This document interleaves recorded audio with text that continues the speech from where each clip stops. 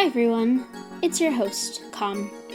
On this episode of KaumConnections, I interview my grandpa, my Seeya. Let me introduce him by telling you a story. When I was little, I had it in my head that my grandpa had been bitten by a monitor lizard. I found out later that he hadn't, but when I was little I was convinced.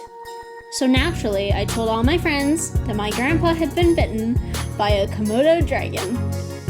I had apparently said this in a very nonchalant way to my friends, in maybe grade 2. But later, years later, after high school graduation, one of my friends says to me, "Dude, I thought your grandpa was a badass because you told me he had fought a dragon." So that's my story and my introduction to my grandpa.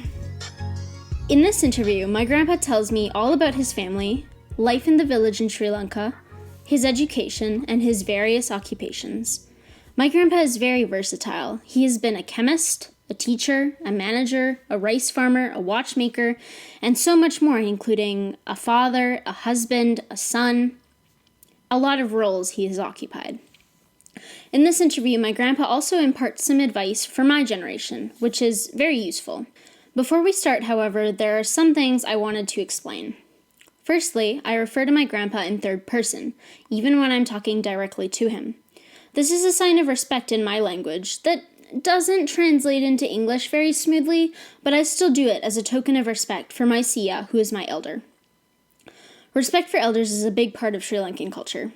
The second thing I wanted to say is that there is a lot of background noise in this episode that I didn't want to isolate out. For example, about 3/4 of the way through, my grandpa's cuckoo clock goes off. You can hear my grandma open the tap while she cooks. I didn't want to isolate these out because they are important to the interview and its atmosphere. Part of understanding my grandpa is understanding his passions. So without further ado, here's my grandpa, my Seeya, on this episode of KaumConnections. This is your host, Kaum. Thanks for listening. I hope you enjoy. Hi everyone, welcome to KaumConnections. This is your host, Kaum.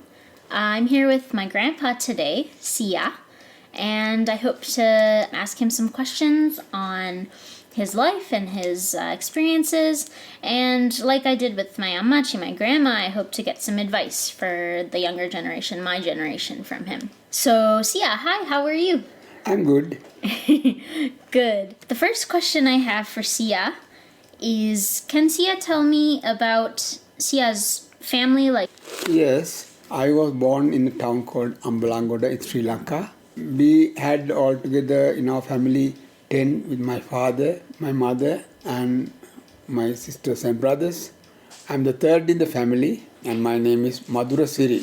Okay, we had a very nice time during our childhood, we all together, and unfortunately, when I was 16 years, my father died of heart attack, and thereafter it was my mother who took care of the whole family, and none of us were employed at that time. I was in my advanced level class. While after school, while going home, I met a postman whom known to me, and he said, "Your father is dead." So I was flabbergasted. I couldn't believe, because he was very well in the morning, and he had gone to shop. He had a watch repairing shop. So he took me, and then finally found that it was so.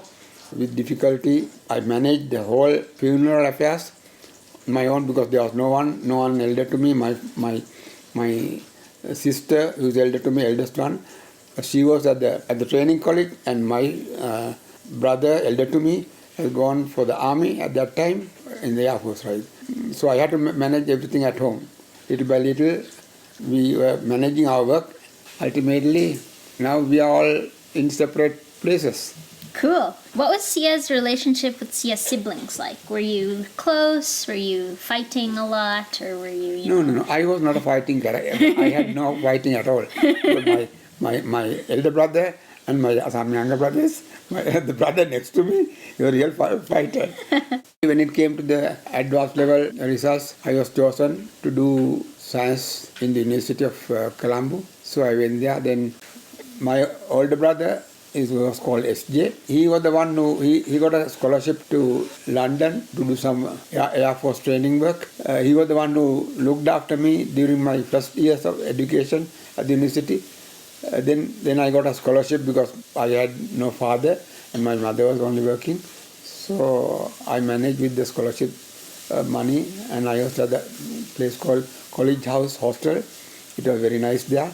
And I had a nice university education. That is all at the moment. Very cool. How were Seeya's parents? What kind of things would Seeya say about Seeya's parents? Oh, my parents are wonderful parents. So what was life in the village like during...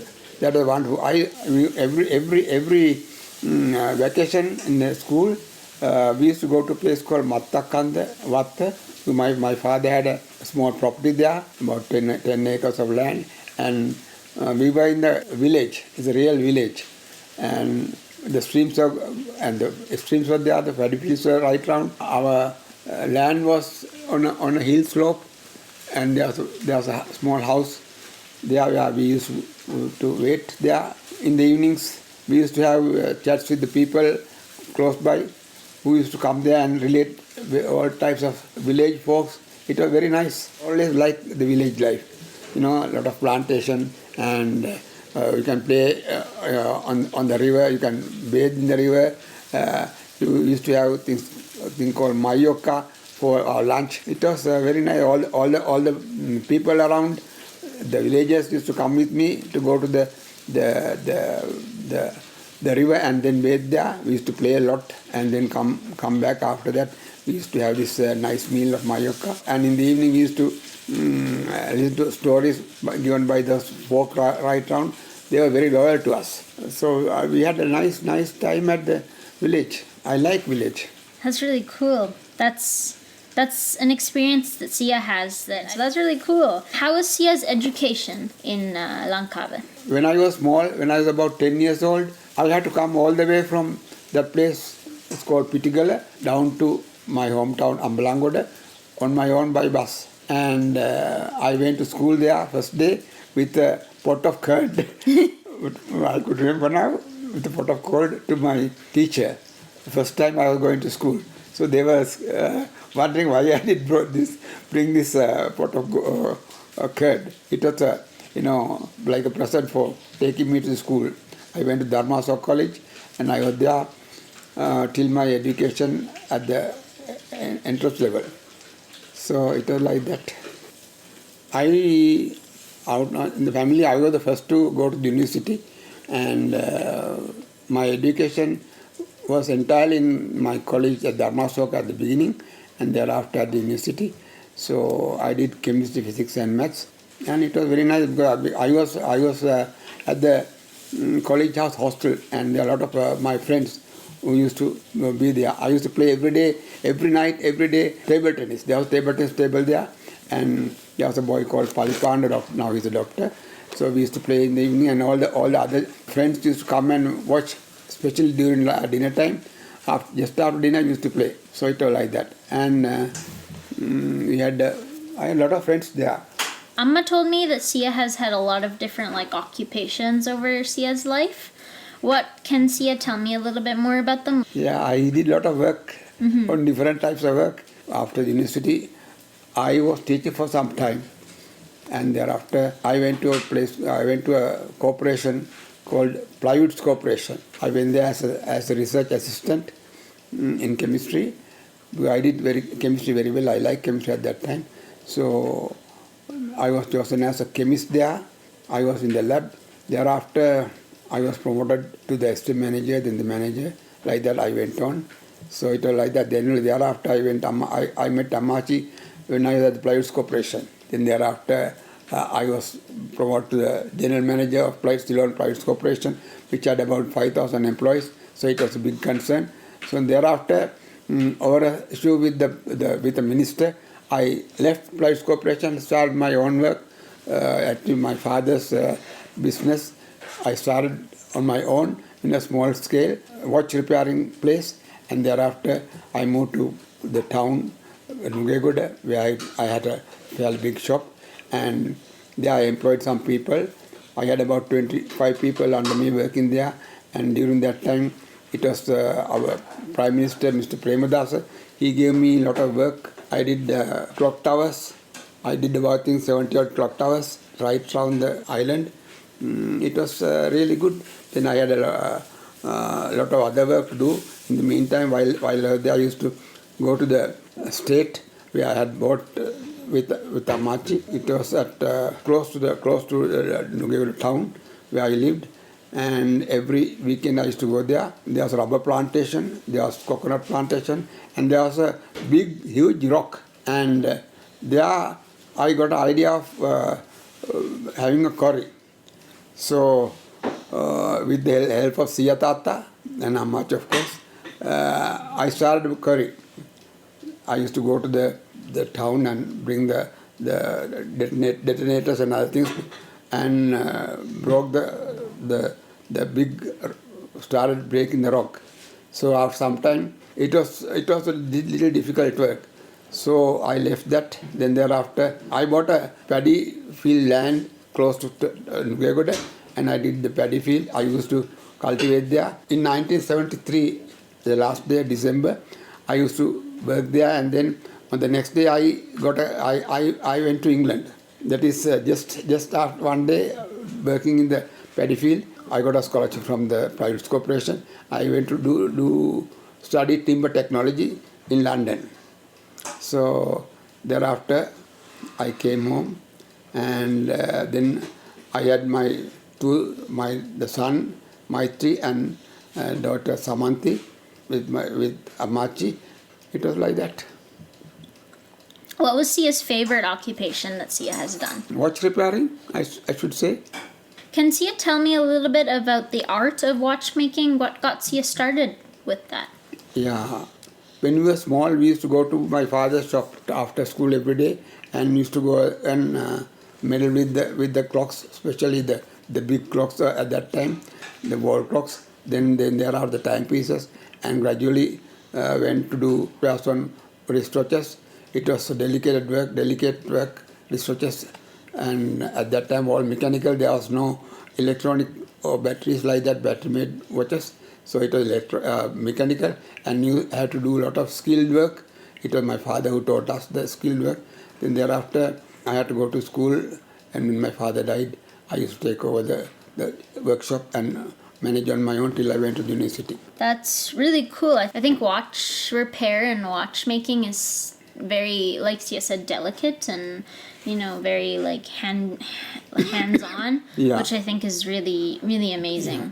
I still even at my age of 88 now. Now I am almost 80, 79 years old, and still I do repairs on watches. I have a small place here in my home, and I do repairs especially for my friends. Now, of course, no more mechanical things. Mainly the battery operated ones, replacing batteries and things like that.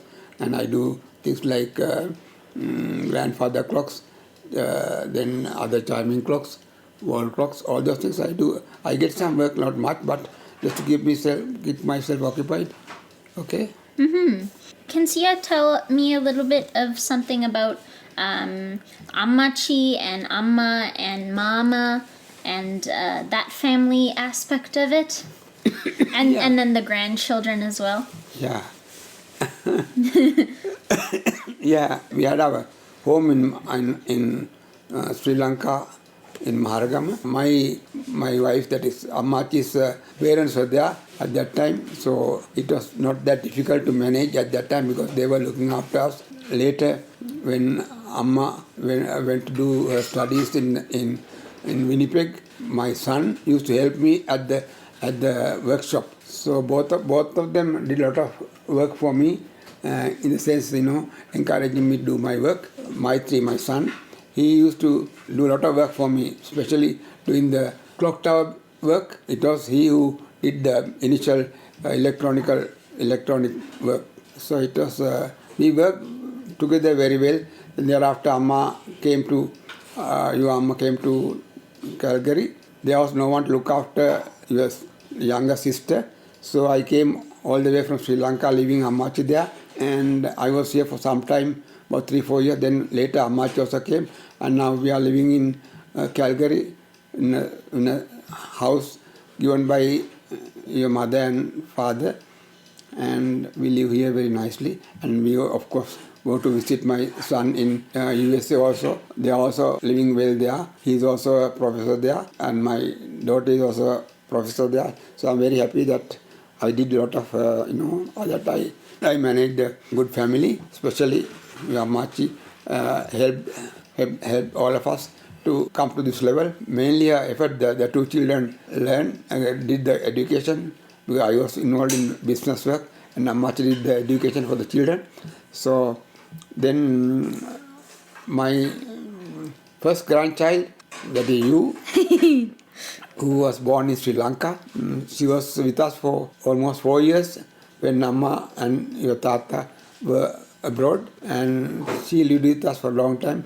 It was a very nice time at that time to be with my granddaughter. Then thereafter we came here, and now I have 4 grandchildren, Kaumadi, Sachitri, Miuru and Nipun. So I love all of them equally. The life is like that now. Good. That's awesome. I value the family, of course. Family comes first. What advice can Seeya give my generation or my sister's generation and the Malini's generation?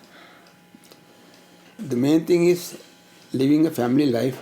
My advice is to be tolerant to others. That is the most important thing, because in your family life you come across a lot of difficulties at times. So you have to bear yourself, a lot of patience, and have a lot of tolerance to other people. Then you can live happily. If you go start fighting with each other, that will never help you to go succeed in your life. So the most important thing is to be patient and to value other people's ideas. That is an important thing that you have to have in life. That's very interesting, because when I think of Seeya, one of the first things I think is patience and tolerance, because Seeya has cultivated those two quite a lot, which I think is amazing and something I want to do for myself as well. Of course, the world is now quite changed than what we had, because during our time there were no telephones, there were no cell phones, so it was mainly going out and playing outside. But now it's more inside and embedded in the telephone on various games and things like that. But that is the way the life is, because the world changes. So you have to adhere to the new systems, because you can't think of that you were having this at that time. But now our children don't do that. You can't think like that. You have to adapt to the present situation. So my advice is for my grandchildren that be patient and value others' thinking, carry on life in a good way, be happy, get married, have children, and that's good. So live a good, wholesome life. Yeah.